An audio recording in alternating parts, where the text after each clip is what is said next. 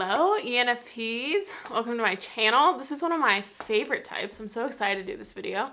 It's definitely one of my favorite types. So there's just such like a fun, creative spirit with the ENFPs, and I think especially when they're healthy, they bring something like really beautiful to the world that I think, you know, the world would definitely be missing if the ENFPs weren't there. Okay, so let's go through. I do have a playlist, by the way, Myers-Briggs start to finish, if at some point this gets a little bit over your head, so I'll link that above. It starts from just like E versus I, and then it gets all the way into like cognitive functions, which I'm going to be touching on here, but tailoring it to the ENFP. I'm a little bit conscious of the ENFP's attention spans, and I'm thinking that should I speed it up? I don't think I can, sorry.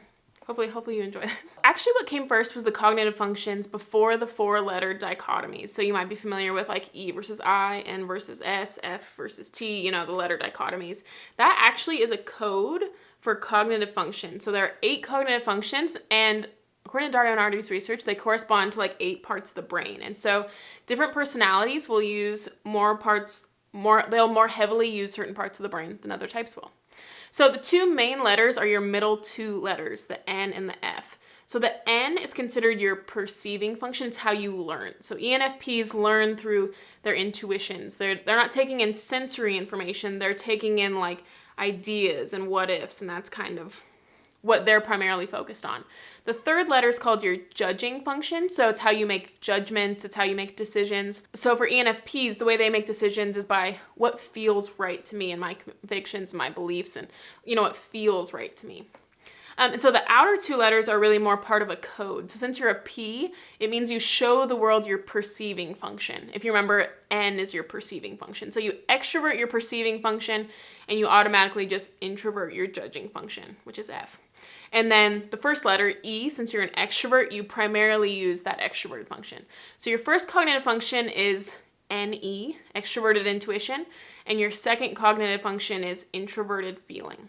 But you do have 4 cognitive functions. So right below that second cognitive function, you have your 3rd cognitive function, and they're the direct opposites of each other. So introverted feeling, its exact opposite is extroverted thinking, because introvert and extrovert are opposites, thinking and feeling are opposites. And then for your 4th cognitive function, that's right below your 1st cognitive function, and it's the direct opposite of that. So the opposite of extroverted is introverted, the opposite of intuition is sensing. So your 4th function is introverted sensing. So yeah, that's a lot. Those are your 4 cognitive functions. And I do have a video that goes into more depth about the definitions of each of those. I'll touch on those briefly here. So extroverted intuition is all about, you can kind of think of it as the extroverted functions generate more possibilities, and the introverted functions distill down into kind of like more clarity. So since your first function is extroverted intuition, it's all about what ifs. You know, intuition in general is just kind of like a what if function. And then since it's extroverted, it's generating possibilities. Loving to brainstorm, loving to create new things, to invent, to try new things, to seek novelty. It's very optimistic about the future and all of the possibilities that exist in the future. And it's really seeking fun, freedom, creativity, novelty, exploration. All the ENPs that lead with this are really fun to be around.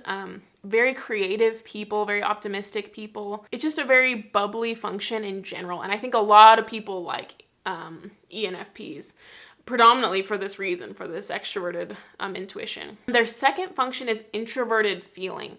So it's all about how do I feel about things on the inside?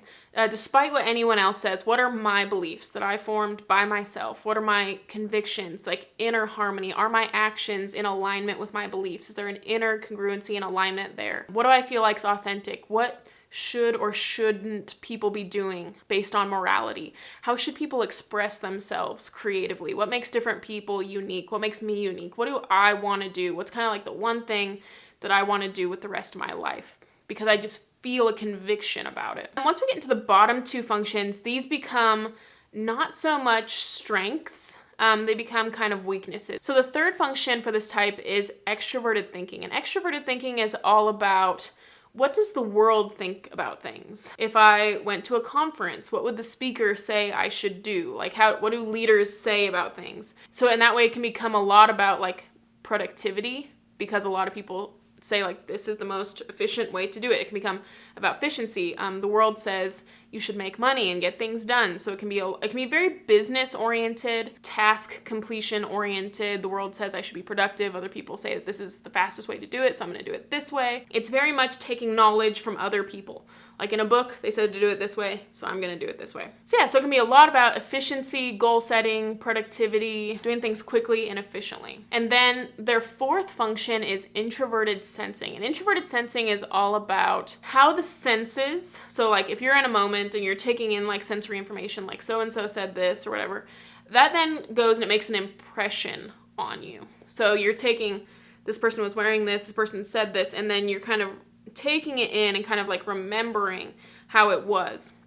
So it really understands the value of, I don't know, kind of making each moment good, because you're going to then go in and process it. So it can become a lot about like memories, taking pictures, being reliable and not being too chaotic, because you know they're going to take it in like, oh, I don't want, as I'm remembering this thing, I don't want it to be too chaotic. So it can be very detail oriented, very responsible, very reliable. People that lead with this type, very loyal friends, stick with you forever. I've noticed a lot of people who lead with introverted sensing will be like best mans or maid of honor at a wedding, because they're just really loyal friends, the type of friends that you've had forever. Yeah, so those are their these are the ENFP's 4 functions. So I want to talk about like how they show up. Those are just kind of like the brief descriptions, because some of them show up a little better than others.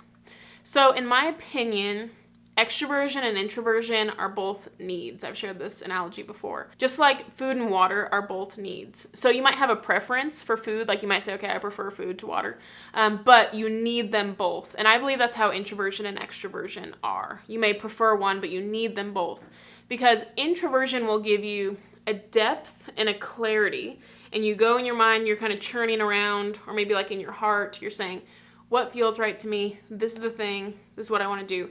And extroversion gives you an output. So it gives you an impact on people. It kind of broadcasts that amazing like vision and ideal that you set for yourself. If you just had too much introversion, you would have these ideals and all these opinions, but you would never be impacting any other people with them. And your ideals might get far off from reality, like conspiracy theorist-ish, because you're like never around people to know what's actually going on in the real world. On the other side, too much extroversion means you're impacting people a lot. You're around people all the time. You're spewing them with all this stuff, but it's not meaningful. You're just shotgunning it, you know, spraying out all this stuff, and you never churn it around in your head to say, is that actually what I want? Is that actually what I feel like is right? Or was I just kind of reacting and constantly in reactivity mode, constantly on to the next thing? It's important to have a balance of both of those things.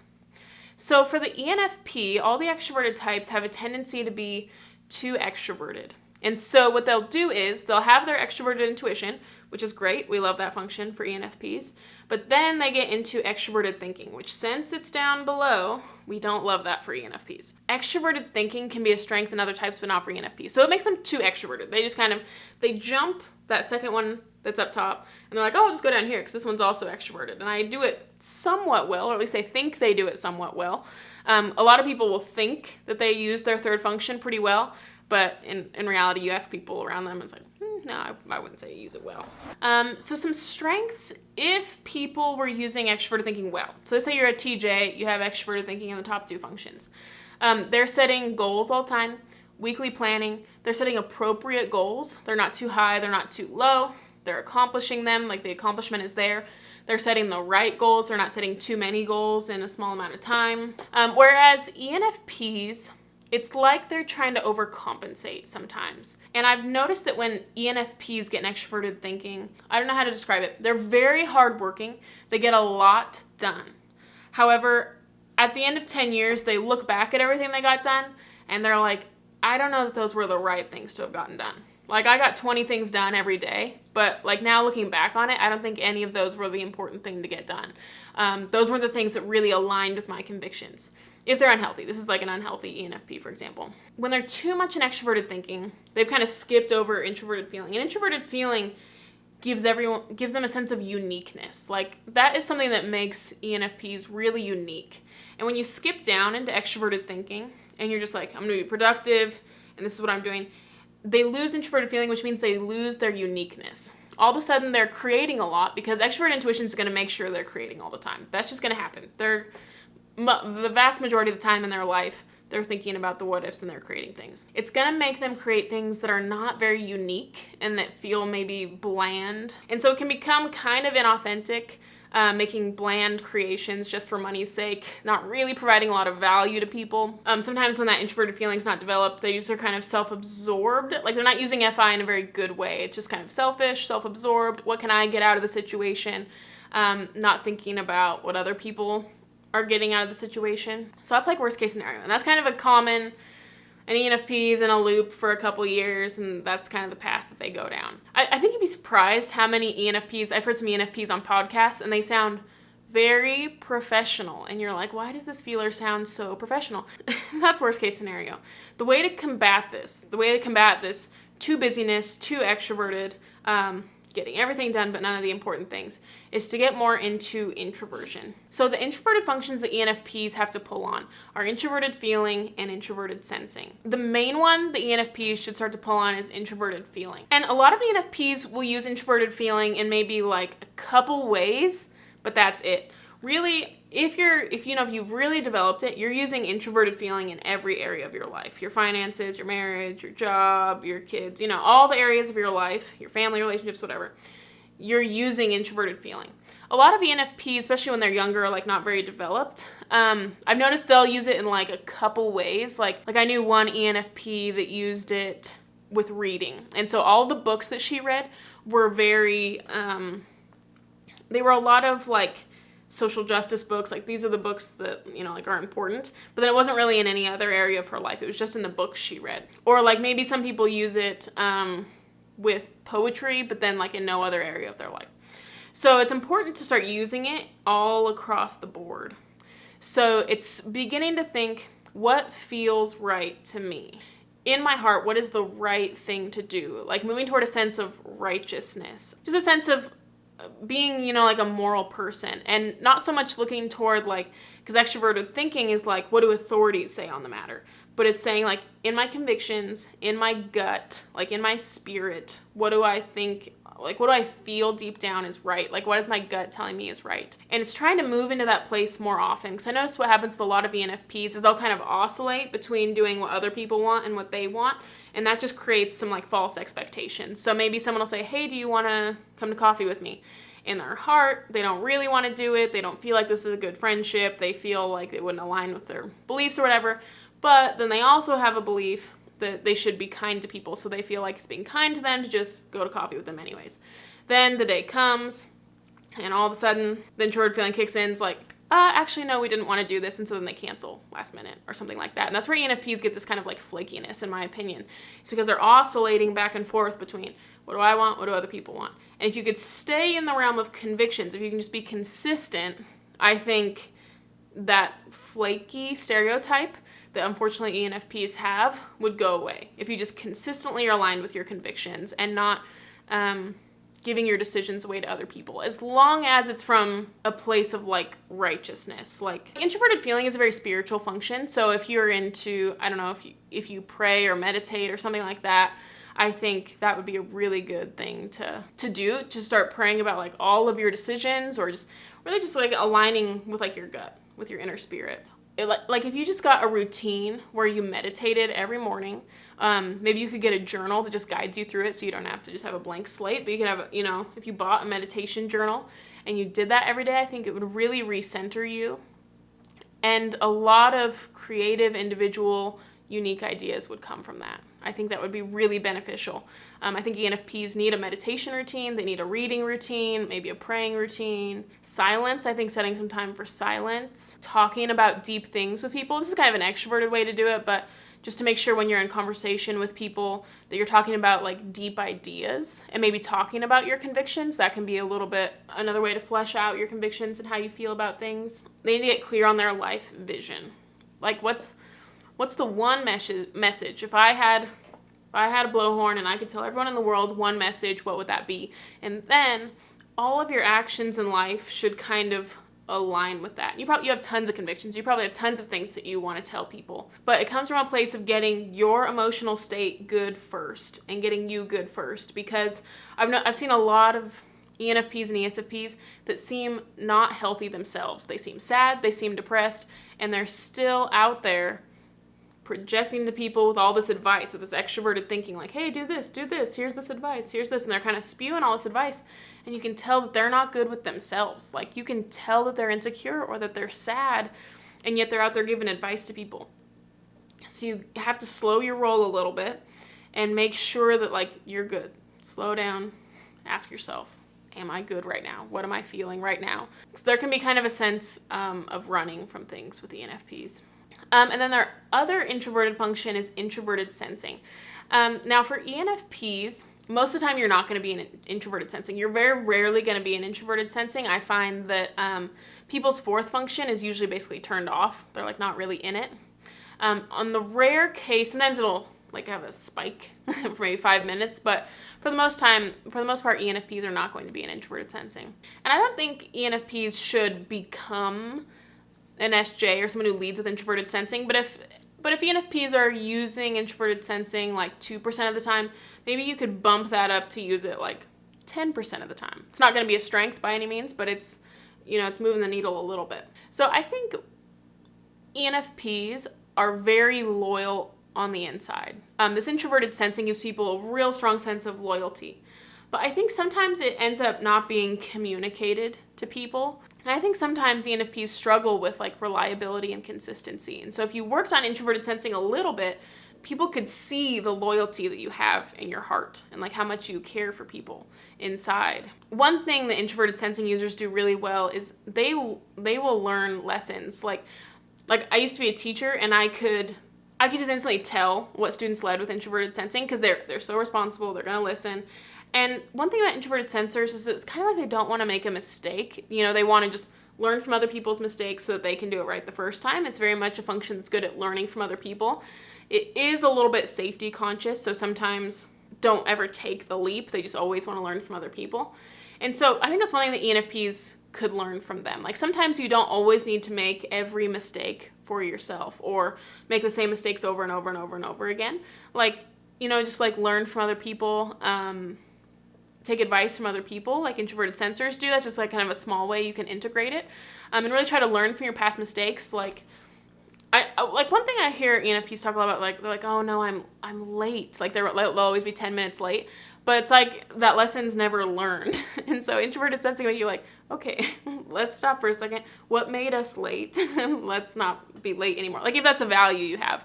If it's not a value to be on time, then stop beating yourself up about it. But if it is a value to be on time, then learn the lesson and be on time. I know a lot of SI users and FI users, so it's kind of both of your introverted functions to work on, who read a lot. SI and FI are there's some heavy reading functions. And I think that's a way to, get some depth and information. I think sometimes when ENFPs are in extroverted intuition, extroverted thinking, it makes them pretty shallow. So I've observed, like all my best friends have been ENFPs. I hang out with a lot of ENFPs.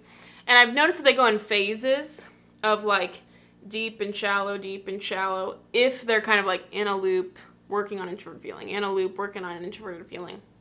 And they go through a phase where they seem like introverted feeling makes people very mature. Introverted sensing also makes people very mature. But extroverted thinking just brings kind of a shallowness. It just kind of skimming over the top. Let's take a shortcut. What's the fastest way to get there? ENFPs will use introverted sensing to say like, oh, things were really bad back there, so things must be good now. But that's not necessarily the case. In my experience, kind of a lot of like, intuitives in general are just kind of up, down, up, down, up, down. And I think integrating introverted sensing would bring a little bit more consistency and improvement, because introverted sensors are trying not to make mistakes. And I think it could bring a little bit more consistency to their lives. Like when I look at SJs, introverted sensors, they never forget a birthday. They never forget holidays. They really emphasize holidays. And so that could be just a good thing. That's one way to demonstrate loyalty, because I really believe that ENFPs are very loyal. But I think that they just kind of have a hard time demonstrating it. So we have kind of these two polarities here. The first one, your first function's extrovert intuition, then introverted sensing. And the way I describe the first and fourth function relationship for ENPs is like, it's like the river and the bank. It's like NE is the water, it's rushing, it's the creativity, it's the charting new territory, the exploring. And SI creates the safety of having a riverbank. It creates the structure, the consistency. It makes sure that it's not a flood. If you just had the water on its own, it would be a flood, and it would actually be damaging. It would be creating too much chaos, too much novelty, no sense of groundedness. But the introverted sensing, if it was by itself, it would be a drought. It would just be a bank by itself. Nothing new. We're just making sure there's no change, just stability. We're not changing anything. And so when you couple these two, it makes a really beautiful like flow of water. It's a water that's actually life-giving. I think the ENFPs are a wonderful gift to the world. They just they expand the limits of what people thought was possible, just kind of with that generative what-if thinking. And they are, when they get into introverted feeling, they have like amazing artistic gifts that speak to people. It's like spiritual art. They always, I mean, just even if they were in a loop, they would create art and it would be pretty, probably. It would look good. But when they have introverted feeling, I mean, it speaks to people. I mean, it's art that would like bring people to tears, or a message that would bring people to tears. And the more and more they work on getting in alignment with what their destiny is, what their mission is, they bring big change to the world because they're impactful. I mean, they have a way of communicating and kind of an unassuming personality that really makes people open up. And when they bring that depth and the ability to kind of like make people open up, they can really speak to people in a poetic, artistic, beautiful way. And they bring some fun to the world. I think they just help people come alive to possibilities. I think a lot of people in the world are kind of dulled out, and ENFPs will speak right to the heart of the person and kind of help them open up and bloom like a flower. They're the type of people that, you know, they'll sit with people and cry with people, and they make art that touches people and changes people's lives. They eventually create a really nuanced web of emotions and values, and they can understand people incredibly different from them with that extroverted intuition. They can have an empathy, like a sympathy for people very different from them. They can really develop like a heart for the underdog. I know one ENFP that is really passionate about the environment. So she's basically, that's kind of like her ideal. So she's kind of dedicated her life to helping the environment. And then she uses that NE to create like generative, like new inventive solutions. Like she just like introverted feeling in general really loves the natural. That could be like animals, that could be the earth. Really wanting to take care of the planet and really cares about clean drinking water across the world. So I think that's a really good example of a healthy ENFP. I know another ENFP who started a blog about children's books with a strong message. So you can see kind of that NE is like, that's kind of like the children's books, and the FI is like the message. So she dedicates her whole time to like showing parents which children's books have a good message, and there are tons of different messages. But when ENFPs just kind of like grab on to that value, and they will create with it. I mean, that's when you really get a magical combo. And you can tell it becomes very selfless. Introverted feeling is very selfless. It's what can I do that's right for other people? How can I help other people? And it's not to get money or to be famous or anything like that. Like TE can be about that. TE can be about status. But introverted feeling is about really just helping the other people and doing it in a creative way, and it's really admirable. Oh, I know another NFP who helps women who were sex trafficked or were refugees, and that became like her ideal, like that she's really passionate about helping those women. So you can kind of see like in all these examples I've named, like they're really trying to help like the underdog, like maybe it's children or people without water or people who were sex trafficked, and they're using their own experience and creativity and empathy to really bring value to those situations. So the action items for ENFPs, one, get some routines in your life. SI is really good about routines. I know a lot of ENFPs are not going to want to hear this, that's boring, but it actually will foster more creativity. It's harder to be creative when your body is lagging. And also people's mental health suffers the most from bad routines. Bad routines is the number one thing that causes people to have bad mental health. So I recommend getting, a regular eating schedule. Make sure you're drinking enough water, and a regular sleep schedule. A regular sleep schedule is the number one thing that contributes to mental health. That will just foster more creativity. It's kind of like Maslow's hierarchy of needs. You can't really get to the creativity and the creation if the basic human body is like not functioning, not firing on all levels. One of those routines should be around introverted feeling. I think the body things in general will help introverted feeling. But, a meditation routine, a journaling routine, something that daily gets you aligned with your beliefs. I think music is a good way to get aligned with your beliefs. I think music will get the ball rolling, some time in silence.